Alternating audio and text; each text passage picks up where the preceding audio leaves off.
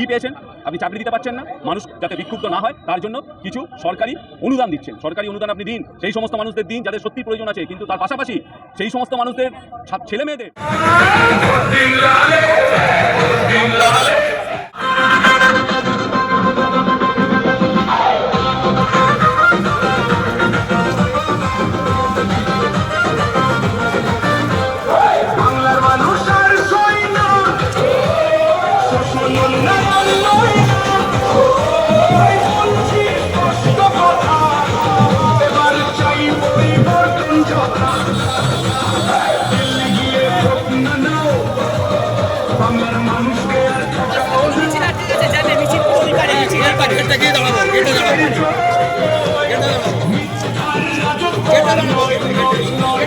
This channel does not promote any violent, harmful, or illegal activities. All content provided by this channel is meant for an educational purpose only. বুঝেছি দক্ষিণ হাওড়া তো বটেই, তার পাশাপাশি গোটা হাওড়া শহরের সমস্যা। তার দুটো কারণ আছে।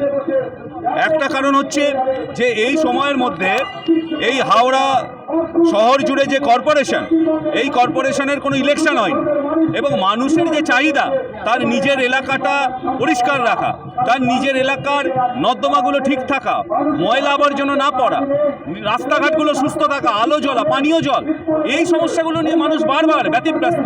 ফলে মানুষের চাহিদা খুব বেশি নয় এবং অদ্ভুতভাবে আমরা লক্ষ্য করছি যে মানুষ তার এলাকার স্কুল, যে স্কুলগুলো হচ্ছে বাচ্চারা পড়াশোনা করে, সেই স্কুলগুলোর যে খারাপ অবস্থা সেটাও তারা বলছে যে সরকারি স্কুল। কারণ মানুষের সামর্থ্য নেই।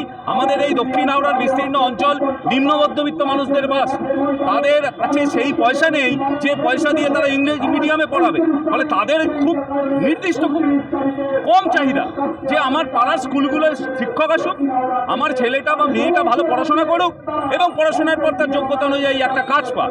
ফলে কাজের বিষয়টা কিন্তু মানুষ আবার চাইছে।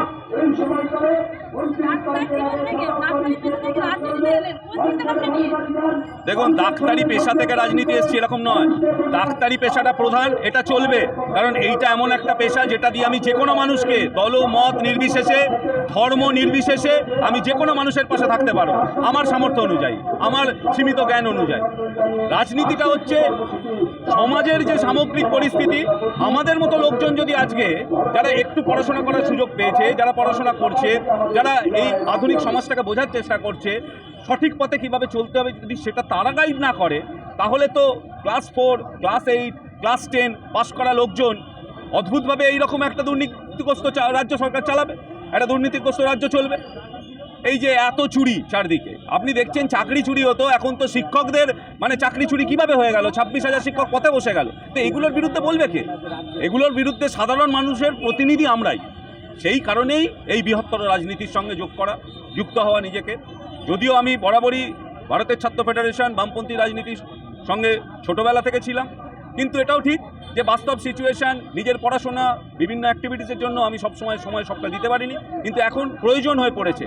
এই দীর্ঘ 15 বছরের যে জামানা, যেখানে করাপশান ছাড়া আপনার যদি ব্যালেন্স শিট, আমি আপনাকে বলছি আপনার ব্যালেন্স শিট কী, যদি আপনি সারা বছর নিজের একটা ধরুন 10,000 টাকা আপনি উপায় করছেন, আপনি 9,000 টাকা খরচা করেন মাসে আর 1,000 টাকা জমান, বছরের শেষে আপনার 12,000 টাকা ব্যালেন্স শিটে থাকবে। পশ্চিমবাংলার ব্যালেন্স শিট কী আছে? আপনি যদি বিগত 34 বছরের ব্যালেন্স শিট দেখেন, হলদিয়া পেট্রোকেমিক্যালস হয়েছে, বক্রেশ্বর তাপবিদ্যুৎ কেন্দ্র পেয়েছেন, সল্টলেক স্টেডিয়াম পেয়েছেন, এই সময়ের মধ্যে ইডেন গার্ডেন পেয়েছেন, এই সময়ের মধ্যে সল্টলেক সেক্টর 5-এর মতো আরেকটা সেক্টর 6 পেয়েছেন না? পাননি। কি পেয়েছেন? আপনি চাকরি দিতে পারছেন না, মানুষ যাতে বিক্ষুব্ধ না হয় তার জন্য কিছু সরকারি অনুদান দিচ্ছেন। সরকারি অনুদান আপনি দিন, সেই সমস্ত মানুষদের দিন যাদের সত্যি প্রয়োজন আছে, কিন্তু তার পাশাপাশি সেই সমস্ত মানুষদের ছেলে মেয়েদের স্কুলটায় পাঠানোর ব্যবস্থা করুন, স্কুলটার উন্নতি করুন, চাকরি পার্মানেন্ট করুন।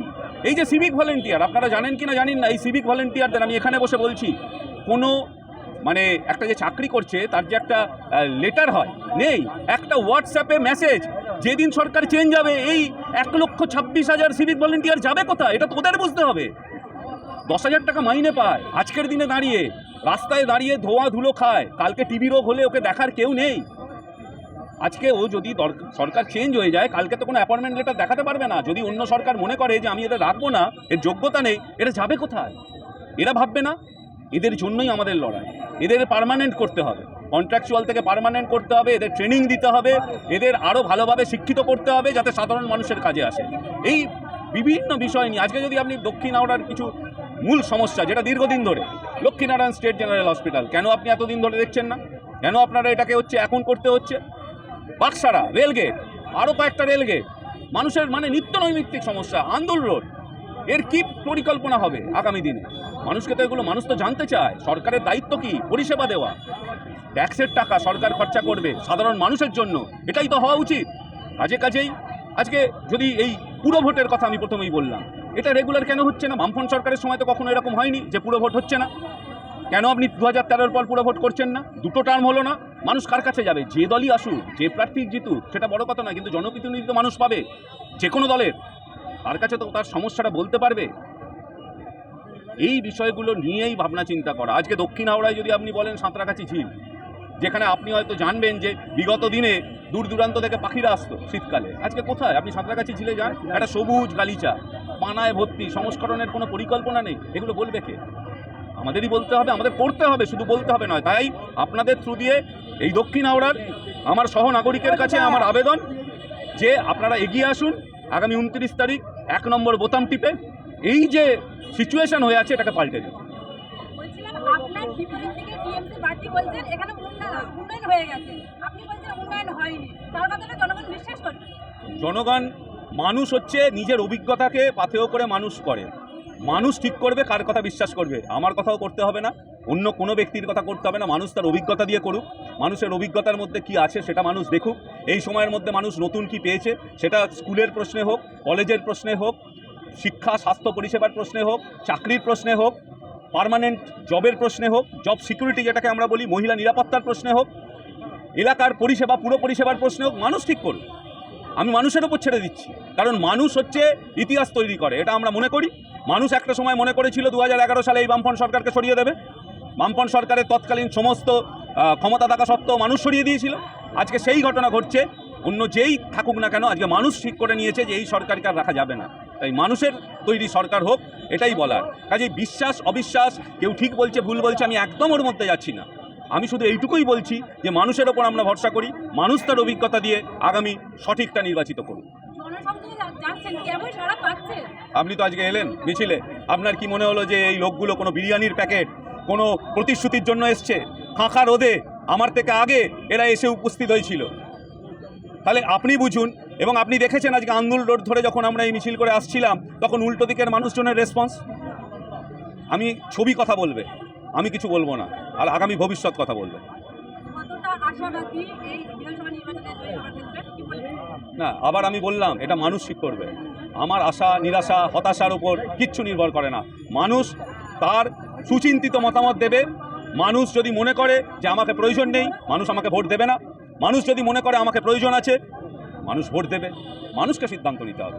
আমি তো মানুষের দোরগোড়ায় যাচ্ছি, আমি আমার বক্তব্য বলবো, কিন্তু সিদ্ধান্ত দিনের শেষে মানুষ নেবে। আপনার বিপরীতে তৃণমূলের হেভি হয়েছে, লড়াইটা কেমন হয়, কতটা সহজ হবে আপনার ক্ষেত্রে? দেখুন, আপনি একদম ঠিক বলেছেন, কারণ আমার বিপরীতে মাননীয় মুখ্যমন্ত্রী, কারণ তিনি 294টা বিধানসভার প্রার্থী। Definitely heavy weight. প্রণাম নমস্কার সবটা জানিয়ে আমরা আমাদের জায়গা থেকে কাজ করছি, মানুষের কাছে আমরা পৌঁছচ্ছি, মানুষ তার সঠিক মূল্যায়ন করবে, এটুকুই বলতে পারি। Definitely heavy weight. হ্যাঁ, নামটা বলে দিচ্ছি। আমি doctor Abhijit Bandyopadhyay, orthopaedic surgeon, এই হাওড়া দক্ষিণ বিধানসভার বামফ্রন্ট মনোনীত এবং ISF সমর্থিত CPIM প্রার্থী। কাস্তে হাতুড়ি তারকা চিহ্ন আমার, 1 নম্বরে বোতাম টিপে আগামী 29 তারিখ আমি আমার সবাইকে আবেদন করছি আমাকে ভোট দেওয়ার জন্য। আমার চিহ্ন কাস্তে হাতুড়ি তারা, আমার নম্বর 1 নম্বর।